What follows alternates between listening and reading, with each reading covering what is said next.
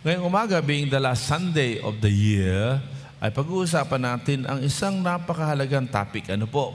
Na may kinalaman pa rin sa pag-asa. Ano po? At may kinalaman pa rin sa ating pong tema, Stronger for Mission.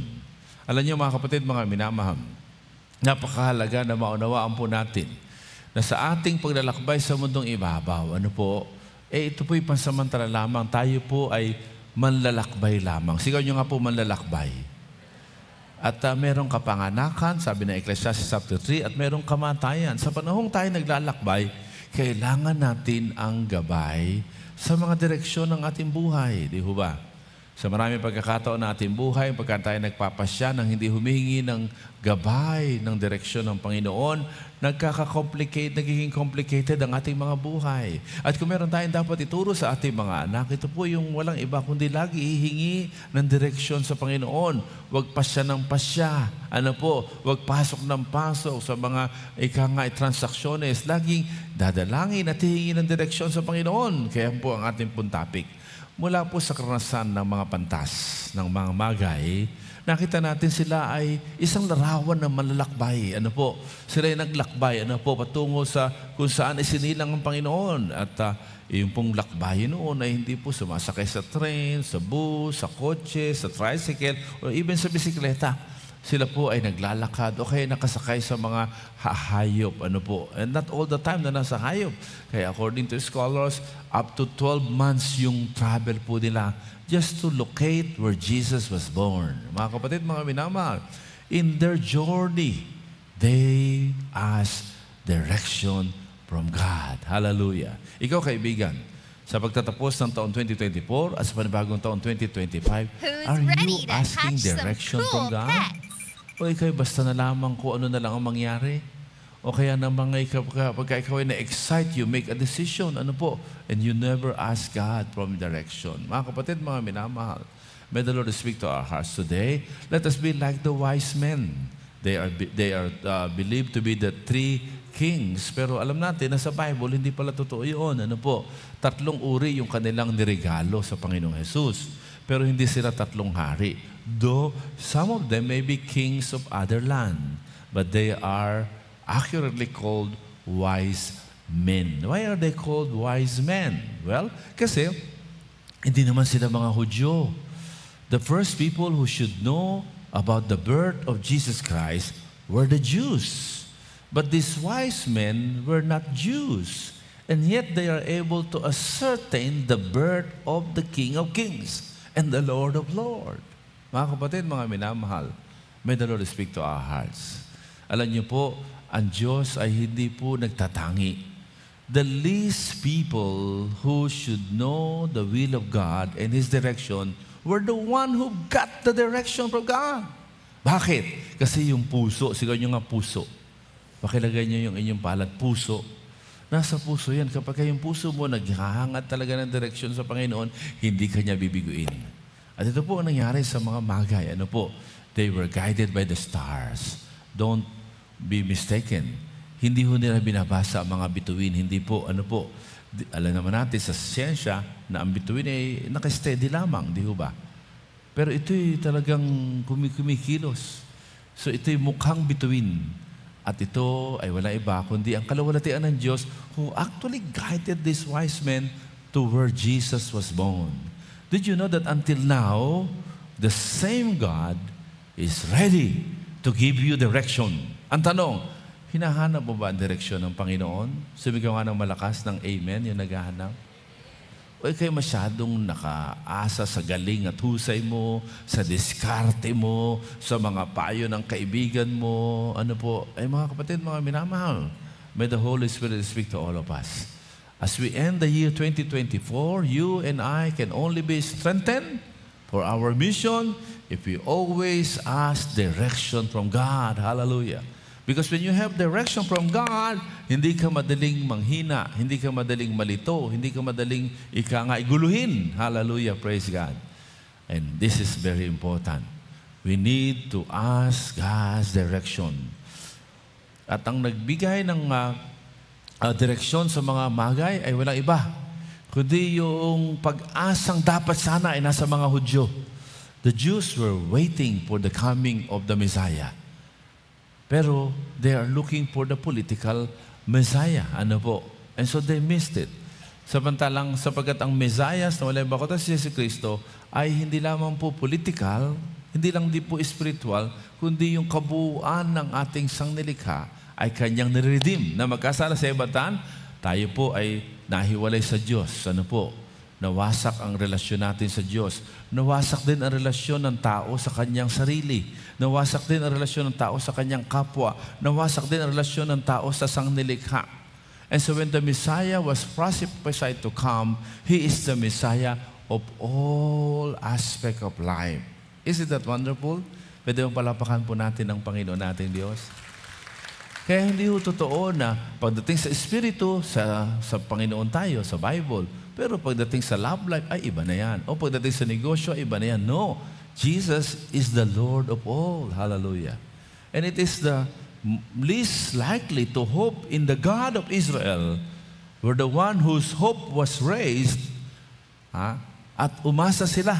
At dahil sa pag-asa na yon, sa parating na Kristo, na naunawaan nilang darating, ito'y sa lahi ng Hudyo. Kahit hindi sa kanilang lahi, they recognize that this was the coming King, not just of the Jew, but of the whole earth. Hallelujah. That hope gave them direction. Mga kapatid, mga minamahal, may the Lord speak to our hearts. If you want direction, kailangan patuloy kang umasa sa Panginoon. Patuloy mong ilagak sa Diyos ang iyong pag-asa.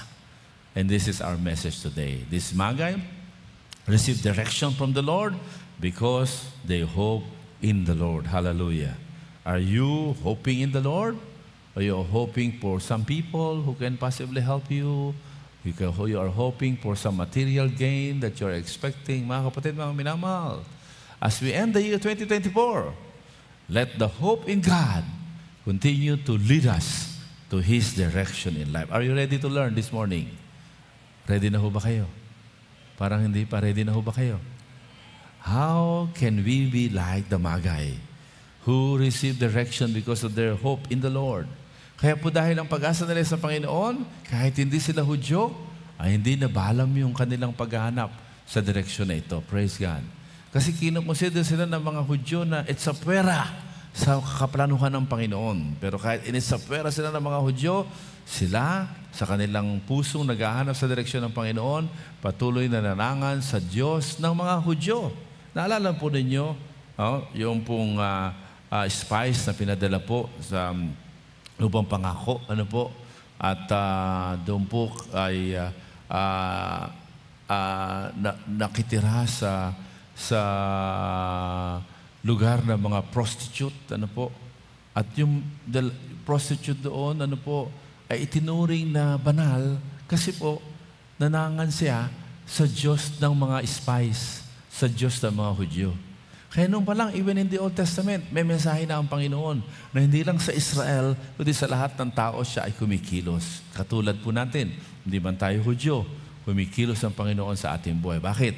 Sapagkat tayo ay may pusong umaasa sa Kanya. At ang pag-asang ito ay nagbibigay ng maliwanag na direksyon. Let us learn from the Magi. Una po, tignan po natin, ano po. Sabi po dyan sa verse 1, ano po, after Jesus was born in Bethlehem in Judea, during the time of the King Herod, ano po, sabi dyan, ano po, Magi came from the east, ano po, came to Jerusalem and asked, where is the one who has been born King of the Jews? We saw His star, His glory, ano po. Hindi niya sinabing we saw a star, ano po. We saw His star. So this is actually His glory, ano po. When it rose and have come to worship Him. Mga kapatid, mga minamahal, how did this Magi discover the prophecy that Jesus was going to be born? Ano po? It is believed, according to some scholar, ano po, na sila po ay, alam niyo, ang mga Israelita napunta po sa kanilang lupain eh. At sa paglalakbay-lakbay at nakabalik na sa lupain ng lupang pangako, naiwanan nila yung mga parcel of Torah, the scripture. Hindi hubuo, putol-putol. Pero sa kanilang maingat na pag-aaral, matyagang pag-aaral, they were able to ascertain that there was a king coming, and this is the King of the Jew. And this is not only the King of the Jew and for the Jew, this is the King for everybody. Kaya, kahit portion lang of Torah ng Bible, yung kanilang buong nakuha, sa kanilang diligence sa pag-aaral, they were able to ascertain that this King will be the Savior of the whole world. And this King will be found through the guidance of God's glory. And so they waited for that glory of God. The moment Jesus was born, the glory of God started to guide them. Mga kapatid, ang una pong nagbigay ng direksyon sa mga magi or magay, or wise men, ay wala pong iba, kundi yung kanilang passion for the Holy Scripture. The passion for the Word of God guided the Magi. Hallelujah. You and I will be guided. Pagka ho tayo patuloy na nagkaroon ng passion sa Kanyang salita. And look at what happened. Sa mga talatang ating binasa sa verse 3, tuloy po natin, sabi niya, when King Herod heard this, ang sabi niya, pinatawag niya. Na-disturb siya, sabi sa verse 3, kasi siya ang hari. Tapos merong haring sinilang. Verse 4, pinatawag niya yung mga yung mga matatalino. When he had called together all the people's chief priests and the teachers of the law. Look at that. Torah. Everybody say Torah. Ito pong mga ito, kumpleto yung Torah nila. Yung mga wise men, hindi kumpleto. But because of their heart and their passion for the word, kahit hindi kumpleto yung pages of the Torah. Yung pages ng Torah o ng Scripture, hindi ho yung pages na kagaya nito, hindi ho. Hindi ho. Scrolls po yun, scrolls. Mga scrolls, kaya katakot-takot ho yun. Katakot-takot na scrolls. Yung dala-dala nila pagka sila naglalakbay. Tapos portion lang ang naiwan. But because of their passion, they studied those portions. The Holy Spirit who wrote those scriptures guided them to discover. That's what's happened when you and I will continue to ask God, Lord, renew my passion for your word. Renew my thirst for your word. Yan ang dahilan, sabi ni Peter, crave for the pure milk. Kailangan mauhaw, masabik. Talagang ikaw ay talagang wag mong pababayaang mawalan ka ng gana sa salita ng Diyos. At yun po ang naging unang sikreto nila. So tinawag po yung mga matatalino, sa Torah. At anong sabi po? Sinagot si Herodes, Verse 4, when he had called together all the people's chief priests and teachers of the law, he asked them where the Messiah was to be born. Look at the answer. Look at the answer. Verse 5, 5 and 6. In Bethlehem in Judea, they replied. Pakibasa nga po ng malakas. Want to ready read? For this is what the prophet has written. So, from the Torah, these wise people in Jerusalem ay nag-repair na hindi lamang sa Pentateuch, but even to the writings. Not only sa oral prophecy, but to the writings of the prophet. Again, this is the portion of the Holy Scripture that refers to the prophetic writings. Again, it's about the passion for the Word of God. Mga kapatid, mga minamahal, itong mga wise men, they received direction from God sapagkat sila yung umaasa sa Diyos. And the reason why they received direction from God, and accurate direction at that, ay dahil sa kanilang uhaw sa salita ng Panginoon. Dahil sa kanilang pananabik sa salita ng Panginoon. Hallelujah. Kaya tayo po, nang tayo ma-born again, di ba, tinuruan tayo na dapat tayo nagbabasa ng Bible. Dapat tayo nagdinilay-nilay ng Bible. There are 5 intakes of the Bible, di ba? Makikinig, magbabasa, mag-aaral, tapos magsasaulo, tapos magminilay-nilay para kumpleto ang grips mo sa Bible. Pero habang tumatanda na ang Kristiyano, nawawala na. Hindi na nagsasaulo, hindi na nagminilay-nilay, hindi na nagbabasa. Ano po? Nakikinig na lang. At minsan habang nakikinig, nagsiselfone pa. Ano po? Mga kapatid, may the Lord speak to our hearts. So that you can be guided by the Lord. Sa mga desisyon mo, lagi swak. Sino ito ang gusto? Lahat ng desisyon niya, maayos. Can I hear loud, amen? Taas nga ang kamay. Wow, palakpakan natin ang kamay ng yan. Praise God. Yung love life, ano po? Yung career, yung course, di ba? Yung negosyo, yung hanap buhay, mga maliliit na bagay. Kailangan natin ang direksyon ng Panginoon. Ano po? Mga kapatid, sabi ng Proverbs 3:5-6, trust in the Lord with all your heart and lean not on your own understanding. In all your ways, acknowledge Him and He shall direct your path. How can we acknowledge the Lord in all ng bahagi ng ating buhay kung hindi mo kasasabikan ng Kanyang salita? Ngayon, magsisimula naman ng panibagong taon.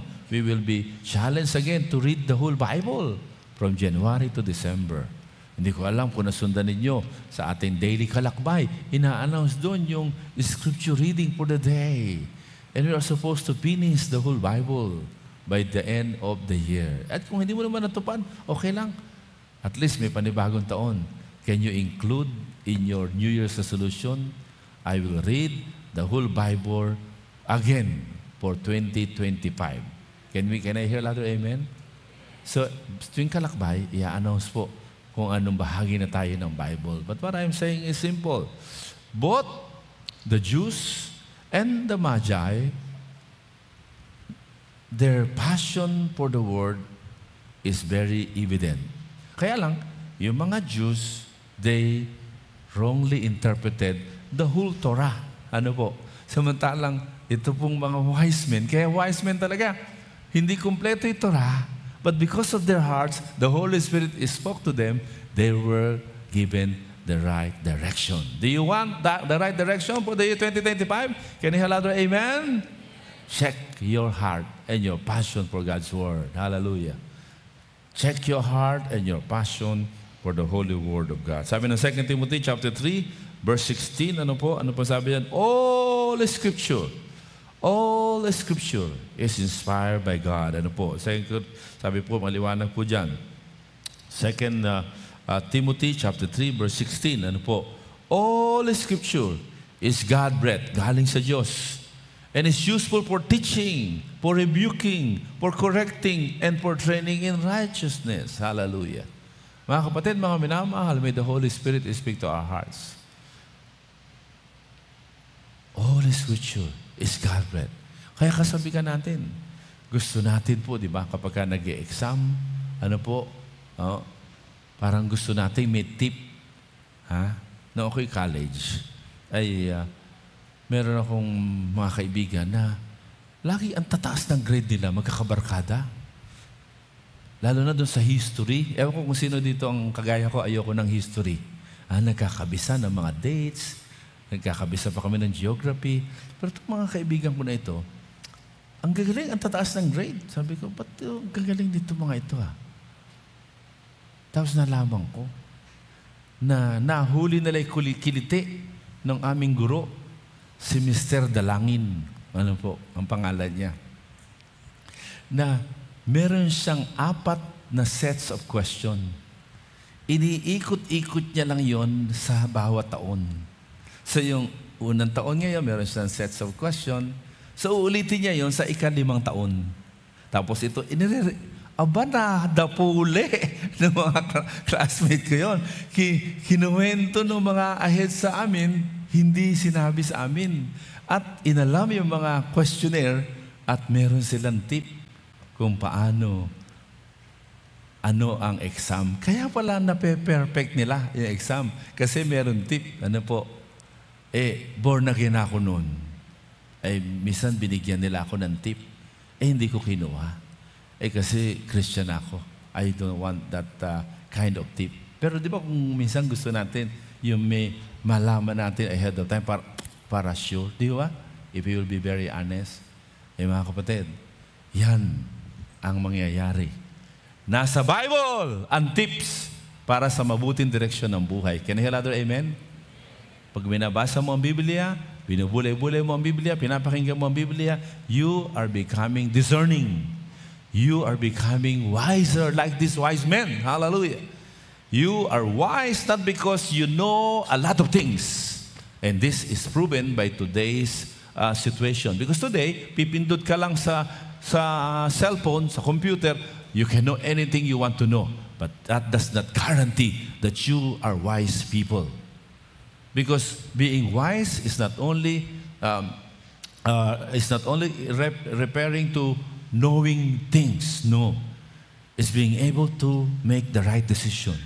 It's not just about knowledge. It's about applying knowledge. And if you want direction na magbibigay sa iyo ng pagpapala, ano po mga kapatid at sa iyo mga anak? Passion for God's Word. Can you hear another amen? Sigaw nga natin lahat, passion for God's Word. Yan ang dahilan kaya every Sunday, we devote time for the reading of the Bible. Every Sunday we sing, salita mo, panghahawakan ko. How many of you like that song? Ha? Di ba? Ako nagulat, meron kaming inaalagaan at sabi niya, ang paborito kong worship song, and we are excited to know. Nagulat kami, sabi niya, ang paborito kong awit, salita mo. And that's wonderful. Ano po? Eh ngayon, meron pa tayong pangalawa. Pagkaraan. Thy word is the lamp unto my feet. Ladies and gentlemen, hindi tayo lalayo doon sa katotohanan ng pundasyon na ito. The Magi or the Magi, the wise men, had a deep passion for God's Word. Pag bagong Christian, sabi ka pag matagal na, nawawala na. Look at 2 Timothy again, chapter 3. Asahin po natin, verse 16 yun, di ba? Balikan natin yung verse 17. Verse 17. Ano po? Ito natin verse 17. Ang sabi po, so pag ikaw daw ay talagang pinahalagahan mo ang Bible, the servant of God may be thoroughly equipped for every good work. Hallelujah. At pag binalikan mo yung verse 14, but for you, continue in what you have learned. Continue in what you have learned. Di ba? Nung maborn again ka, tinuro sa iyo ang Bible. Magpatuloy ka dyan. Huwag mong bibitawan yan. Ano po? And have become convinced of. Because you know those from whom you have learned it. Kaya importante, magpa-nurture ka, magpa-disciple ka. Ano po? At ituturo sa iyo yung Bible. In verse 15, ano po sabi ng verse 15? Bago yung verse 16 yun, ano po? Ano po sabi ng verse 15? And how from infancy you have known the Holy Scripture, which are able to make you, look at that. Please read aloud. Oh, mahina. Please read louder. Buuin natin. Mula rito. 1, 2, ready, go. For salvation through faith in Christ Jesus. Salvation there started from salvation from hell. But not just salvation from hell. Ano po, alam natin that we are being saved from the power, from the penalty, and from the presence of sin. And it boils down to the fact that you become wise when you have passion to the Holy Scripture. Mga kapatid, are you listening? Do you want clearer direction from God? Can you hear loud amen? Passion for the Word. Pangalawa. Itong mga wise men, pinatawag ng hari. Sino ang hari? Si Herodes. At ang sabi sa kanila, kailan nyo nakita yung star? Yung pala, niluluko sila. So noong palang pala, yung mga politiko na, gaya ni Herodes, manluluko na. Ano po? Niluluko sila. At ang sabi, pag nakita nyo na, sabihin nyo sa akin, para ako man makasamba din. Kaya lang pala sila pinatawag kasi tinansya niya mga anong edad na si baby Jesus sa yon. May plan B kasi siya. Pero kung ituturo ng mga wise men saan naroroong pinanganak, mas madali niyang magagawa ang maitim niyang balak. Ano yon? Ano yon? Ano ang maitim niyang balak? To neutralize the baby Jesus. And what is the meaning of neutralize? Every law enforcer know that. To neutralize is to kill, not just to disenable. Ano po? Kaya po, Yan ang nangyari sa ating bansa. 30,000 were killed because the instruction was to neutralize. 30,000 were killed because the instruction is to make them fight back so that they can be neutralized. Mga kapatid, mga minamahal, yun ang maitim na balak ni Herodes. So ang plan A niya, ituro kung saan naroroon para madali niya man-neutralize. Ang plan B niya, alam na niya kung anong edad para kung hindi tuturo sa kanya, lahat ng ganong edad papapatay niya. And that actually happened. Ano po? But what am I saying is simple. Nang patawag sila ng hari, itong wise men sumunod at pumunta doon sa hari. Ano po? Meaning, they did not disregard the sitting king. Hallelujah. They did not regard the sitting king. Although I believe that they already knew that the sitting king was not okay. But they did not totally disregard the sitting king. That is the second. In order for you and me to receive direction from God, we must not disregard the authorities over our lives. Hallelujah. The authorities over our lives. Mahalaga po yun, do not disregard. Yung magulang mo, sabi sa Ephesians chapter 6, verse 1, 2, and 3, ang mga bata dapat marunong sumunod sa magulang. Ephesians chapter 6. Kaya ikaw, kung ang anak mo hindi sumusunod sa iyo, abay, teka muna. May problema, hindi ang anak mo. Ikaw ang may problema. You need to make them learn to obey. That's why, sa next year, daluhan mo ang ating mga school of parents. Ano po? Because you need to know how to make your children obey. Hindi lamang, uutusan mo silang sumunod. Hindi lang. You need to know how to make them enjoy obeying you. Gusto niyo ba yan? Anak niya masunurin? Sino dito ang gusto ang anak niya o magiging anak niya masunurin? Itaas nga ang kamay. Ipalakpak nga mga kamay na yan. Ayan. Kasi pag hindi marunong sumunod, kinakapahamak niya. Ano po? At pagka nagbibigay ng direksyon, sabi, bilugan ang mga tamang sagot. Hindi marunong sumugot. Hindi marunong sumunod sa direksyon. Ang binulugan, yung mga mali. Ayun, baksak.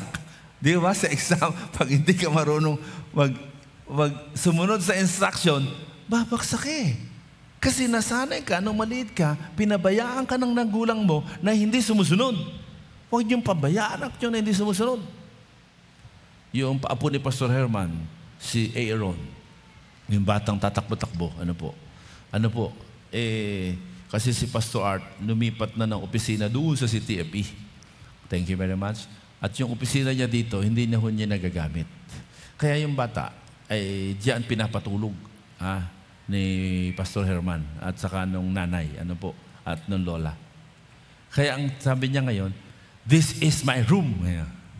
Kaya talagang lahat ng papasok, this is my room. Talagang out, this is my room, sabi niya. Nung malaman ko po, hindi pinuntahan ko. Sabi ko, Aaron, I'm glad you are in the room of Pastor Art. No, this is my room. Talagang room daw niya. Sabi ko, no, Aaron, this is not your room. Your room is in your house. You are just borrowing this room. Nagtitigas po. No, this is my room. So, pero hinawakan ko po, sabi ko, you can use this room. Pastor Art is kind to let you use the room. But this is not your room. Your room is in your house. It took a while. Mamaya-maya, sabi ko, whose room is this? Pastor Art. Amen? Kaya huwag niyong bayaan. Huwag niyo naman paluin agad. We want to teach you how to make your children obey. Why? Because that will make them successful in life. Pangalawa po, sa verse 2, tingnan mo verse 2. Kailangan marunong silang gumalang. They need to know how to honor their parents. And to honor is to just two things, respect at saka give money. Ayan, praise God. Kaya kailangan mga anak marunong magbigay sa mga magulang. Nandiyan ba kayo? Mga magulang, amen ba kayo? Yung asawa ko, nagagalit siya sa mga anak ko. Kasi, ang taas-taas ng kuryente natin. Pinapabayaan niyo ang ilaw bukas. Ganon. Pero sa totoo lang, ang asawa ko gusto niya maraming ilaw. Kaya po doon sa sala namin, nakakita siya ng murang ilaw, 5 ilaw. Doon sa kainan namin, 5 ilaw din. Pero mura lang, LED. Nilagay niya. Kaya niluloko siya ng mga anak namin. Sabi niya, Mama, kaya mahal kasi itong ilaw mo 5. O 1,000, 1,000, 1,000, so 5,000. Pero ganun po, huwag niyo iniiwanan ng ilaw. Ganun. Sasahal ng kuryente. Ngayon po, baligtad na. Sila na, ang mga anak ko na, ang nagbabayad ng kuryente. At actually, hati-hati na kami. So, 1/3 na lang bayad namin. Praise God. Hallelujah. Di ba? Sarap noon. Ang mga magulang. Una lang, nung una-una, ay sabi nung aking isang anak, Mama, Papa, may trabaho na ako. Sagot ko ng internet. Sila naman gamit ng internet. Pero ngayon, praise God, kuryente na. At tanungin nyo ngayon, sino ang sinasaway sa ilaw? Mama, iniwanan mo ang ilaw. Ang mahal ng kuryente. Mama, palitan mo na ilaw, 5-5, isa-isa na lang. Sa baligtad na. Kasi nakikibahagi na sila. It's our joy na ang ating mga anak ay nakikibalikat. Can I hear amen? Turuan natin sila. Bakit? Kasi like these wise men, they respected, they did not disregard King Herod. Ano po? They did not disregard King Herod. They respected and acknowledged. Ano po? Kaya tayo po, we need to learn to do that. Ano po? Like si President Marcos, I did not vote for him. And if he will run again, I will not vote for him. But he is doing good things sa kanyang policy sa West Philippine Sea, sa kanyang policy tungkol sa pagpatay-patay. At marami siyang mga itinutuwid.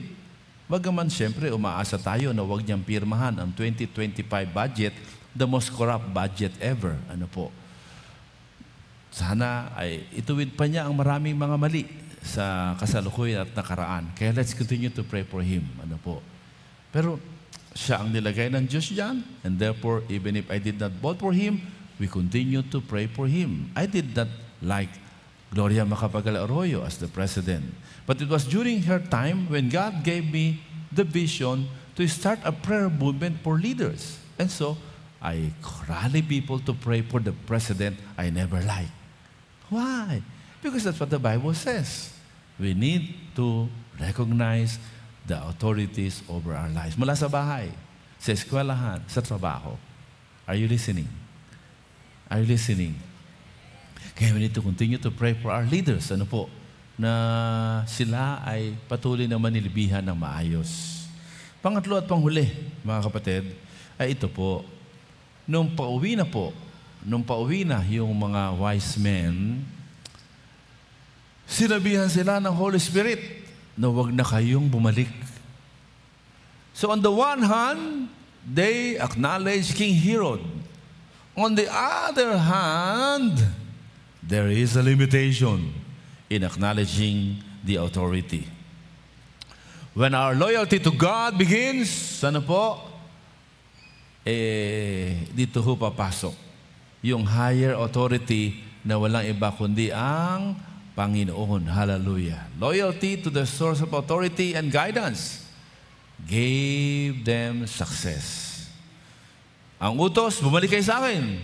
Ngayon, ang sabi ng Panginoon, no, huwag na kayong bumalik doon. So, meron pong breaking point. Ano po? Merong breaking point. Ibig sabihin, ang loyalty natin ay sa Diyos. Hindi sa sino mang binigyan ng Diyos ng authority. Can you hear that? Amen? Kaya sabi, mga babae, pasakop kayo sa inyong asawang lalaki bilang pagpapasakop nyo sa Diyos. So, ang Diyos pa rin ang bida.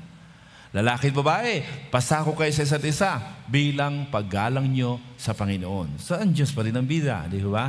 Mga lalaki, mahalin nyo ang inyong asawang babae tulad ng pag-ibig ni Kristo. So, ang Diyos ang bida. Pumalakpak nga po kung ang Diyos ang bida sa buhay mo. So, wag nating ina-idolize ang politiko. Ano po? Wag. Wag, malaking kasalanan po yan. Ang Diyos pa rin ang ating pag-asa. Ano po? Sa Acts chapter 5, verse 27 to 29, sinabi ng maliwanag po dyan nila Peter sa blana sa 29, sabi niya, we must obey God rather than human being. Hallelujah. The reason why I did not join government when I was being asked to join the cabinet, because I felt na I can no longer fulfill my prophetic duty to correct the president if I needed to do that. That's why I did not join. Ano po? And sabi, you miss a great opportunity. Sabi ko, no, I stayed in my calling, my prophetic ministry. Mga kapatid, mga minamahal, our loyalty to God should be the primary loyalty that we have. Hallelujah. Kaya nga po mga kapatid, mga minamahal, pag binalikan mo yung sinasabi doon sa Ephesians, sabi doon, obey your parents in the Lord. So may qualifier. Ano po may qualifier? Halimbawa, sa Romans 13, ang sabi sa Romans 13, all authority ay galing sa Diyos. Pero may dalawang elemento yun. Restrain evil and pursue what is good. So if an authority is not pursuing good and restraining evil, they loses their God-given authority. Kaya sabi sa Romans chapter 12 verse 9, napakaliwanag po. Ano po ang sabi? Love must be sincere. And love must be sincere. You must hate what is evil and cling to what is good. Kaya kung yung politiko mo hindi tama ginagawa, ikaw ang dapat una bumabati ko sa kanya at nagtutuwid. Mga kapatid, mga minamahal, our loyalty to men stops when our loyalty to God begins. Kaya po tayo po, nasa ng ating loyalty. Kaya tayo tumatanggap ng direksyon kasi nasa kanya ang ating loyalty. Ito ang nangyari sa mga magay, sa mga magi, sa mga wise men. Because their loyalty is unto the Lord, they receive direction. Kaya po sa January 1, tayo po'y binigyan ng ganito. Susulat natin yung ating mga pangarap for 2025. Ano po? Sapagkat itataas natin sa Kanya because we believe that more than anyone else, He alone can grant us direction for the new year. Can you hear another amen? Kaya po sa January 1, babalik po tayo dito kasama yung ating buong pamilya. Ano po? Dalawa ang services po natin. Ano po? Either of that service, you come with your family. Ano po? Sa January 1, dito lang po tayo sa Aliw. Isa 6 p.m. gabi po at isa ay 7:30 p.m. Bakit? Kasi yung 31, you are encouraged to gather as a family. And sa kinagabihan ng uno, bring your family dito po sa Aliw at i-dedicate natin ang ating mga pag-asa at inaasahan sa Panginoon. Sino ang merong gustong itaas sa Panginoon for 2025? Pwede ba taas ang kamay? Pwede ba ipalakpak ang kamay na yan sa Panginoon? Praise God. Hallelujah. Kaya mga kapatid, mga minamahal, may the Lord speak to our hearts. These wise men received direction from the Lord and they succeeded. They found Jesus. They succeeded. They are able to worship Jesus. Ang tama ng kanilang tinravel just to worship Jesus. Parang dito, for 3 Sundays, hinihingal tayo, walang elevator, pero tuloy-tuloy sa pag-worship. Pwede mo palapakan natin ang Panginoon sa praise the Lord, hallelujah. And there's one thing I really want this year, lalo na, is to continue to strengthen our worship life as a church. Ano po? Na talagang every Sunday, we're excited to worship the Lord. Ito po mga wise men, ang almost 12 months, ano po, ay ang kanilang tinravel, ano po, tayo po, every Sunday, we are excited to worship God together. And they succeeded. They are able to offer their offerings to Jesus. They succeeded because they went back home with the good news that indeed, Messiah has come. The King has come. And therefore, people who are not part ng lahi ng Israel, who are actually Gentiles, can now seek direction from the King of Kings and the Lord of Lords. Just like you and me, we can seek direction from Him. Are you willing and ready and eager to seek direction from God for the next year? Can you hear another amen? Can you hear louder, amen? If you want, can you bow down your head? At dahan-dahan, tumayo ka sa iyong kinaupuan. Sa iyong pagtayo, sabi mo, Lord, I want to seek your direction sa buhay ko, sa pamilya ko, sa mga anak ko, sa aking trabaho, sa aking love life, sa aking mga engagement, sa negosyo, sa career, whatever. Why don't you speak that to the Lord? Mga desisyon na gusto mong gawin, and you want the direction, the clarity of God's direction. Hallelujah. Just whisper that to the Lord. Habang kayo nakatayo, nakayuko, nakapikit ang iyong mga mata, just whisper it to the Lord. At sabihin mo, Panginoon, I need you.